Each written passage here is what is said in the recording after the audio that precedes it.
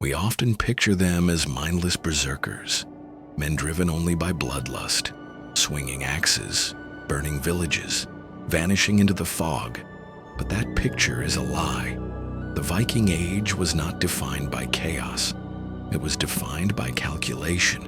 It was shaped by men who understood that true power was not measured by how many enemies you could kill, but by how many nations you could bend to your will. From the icy fjords of Norway to the golden palaces of Constantinople, these Northmen didn't just raid history, they rewrote it. They built empires that spanned seas. They founded dynasties that outlived their bones. And they proved that fear, belief, and strategy could conquer far more than steel ever could. Tonight, we weave together the sagas of the 5 most influential Viking kings. We count down from the spark that lit the fire to the ruler who commanded the tides themselves. This is not a story of axes and blood. This is a story of strategy, of control, of the crown. The Viking Age stretched from scattered raids to centralized power, from chaos to control. To understand that transformation, we don't look at the strongest warriors. We look at impact. Who changed the map? Who reshaped belief? Who left a legacy that survived their death? Pay attention to the progression. Watch how myth hardens into nation, how faith becomes a weapon, how violence gives way to rule. Because our first king exists on the edge of history and legend. The Catalyst.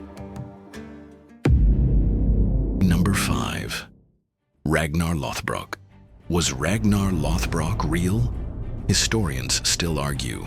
Some say he was one man. Others say he was many. Some say he never lived at all. And that is exactly why he belongs on this list. Because Ragnar's true power was not what he did.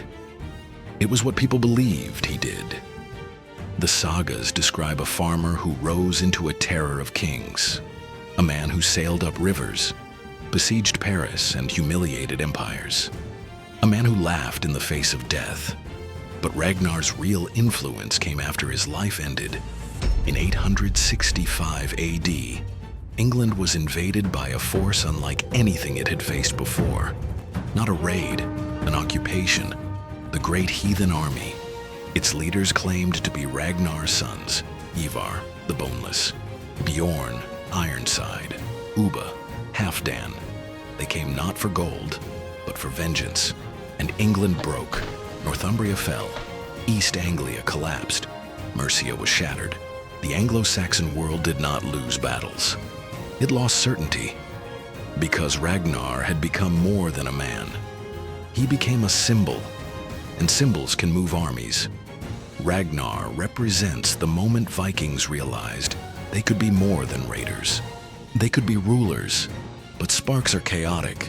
To turn fire into a forge, you need control. Number 4. Harald Fairhair. Before Harald Fairhair, Norway did not exist. There were fjords, valleys, petty kings locked in endless conflict. Harald decided that chaos would end. Legend says he swore an oath he would not cut or comb his hair until all Norway bowed to him.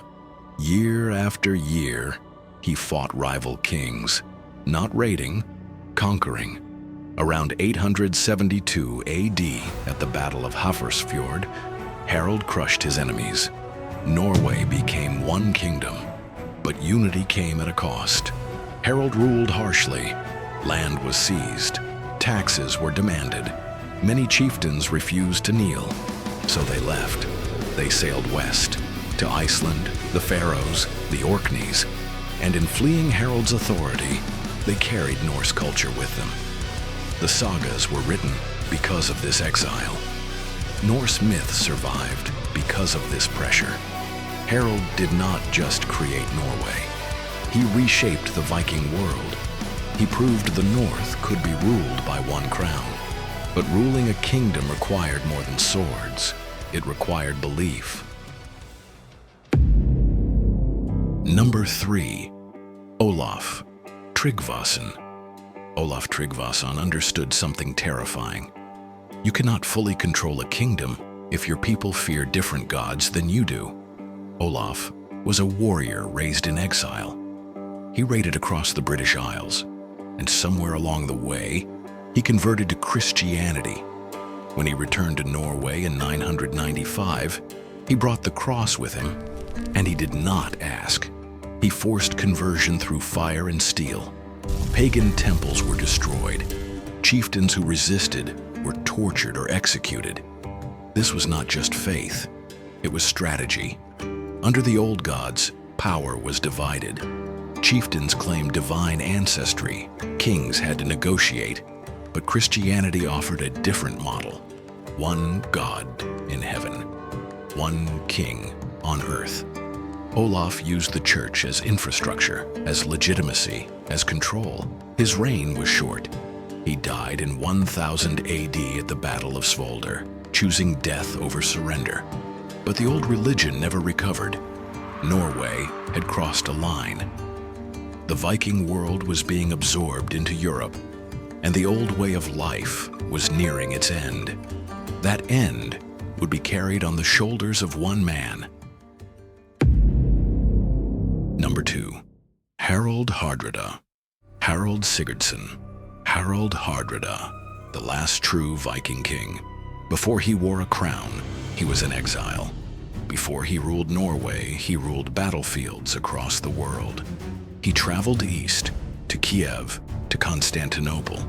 There, he became commander of the Varangian Guard, elite Viking warriors who protected the Byzantine emperor. For years, Harald fought in the Mediterranean, the Balkans, the Holy Land. He learned warfare from the most sophisticated empire on earth.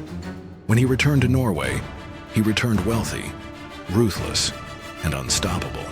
As king, he crushed rebellion and ruled through fear. But Harald wanted more. In 1066, he invaded England. It was the final Viking gamble. At Stamford Bridge, his army was destroyed. Harald was killed by an arrow to the throat. With him died the Viking Age. Not because Vikings disappeared, but because the world no longer feared them. The age of raiders was over. The age of rulers had begun. Number 1. Canute the Great. Canute the Great did not rule through terror. He ruled through understanding. Canute controlled England, Denmark, Norway, and parts of Sweden, an empire spanning the North Sea, the largest Viking realm ever created. But Canute did something no Viking king before him had done. He adapted. He kept English laws, supported the church, rewarded loyalty instead of fear. He ruled as a king, not a conqueror. Under Canute, England prospered, trade stabilized, rebellion faded. People accepted him not because they were forced, but because life was better. Canute proved something revolutionary. Vikings did not need to raid the world. They already owned it. He did not end the Viking Age with blood. He ended it with governance. These 5 kings were different men. Some ruled with fear, some with faith, some with patience. But all of them understood the same truth. Power is not about violence. It is about control. Control of land, control of belief, control of story. The Viking Age did not end in defeat. It ended in success. Because once you rule the world, you no longer need to burn it.